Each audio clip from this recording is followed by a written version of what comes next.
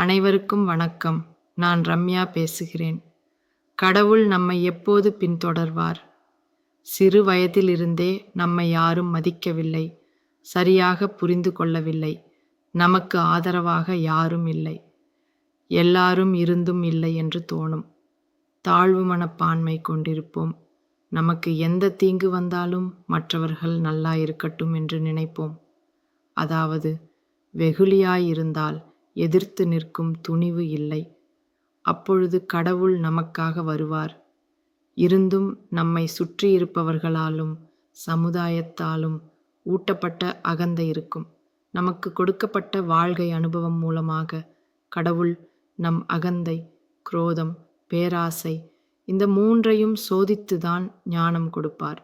நம் வாழ்க்கை அனுபவம் மூலமாக கடவுள் நித்தம் நித்தம் நம்மை பரீட்சித்துக் கொண்டிருக்கிறார்.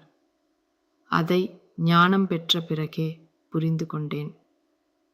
அடுத்த வீடியோவில் ஞானம் பெற்றதில் என்ன உணர்ந்தேன், கடவுள் என்னிடம் என்ன பேசினார் என்பதை பார்ப்போம். Please watch, share and subscribe. Thanks for வாட்சிங்.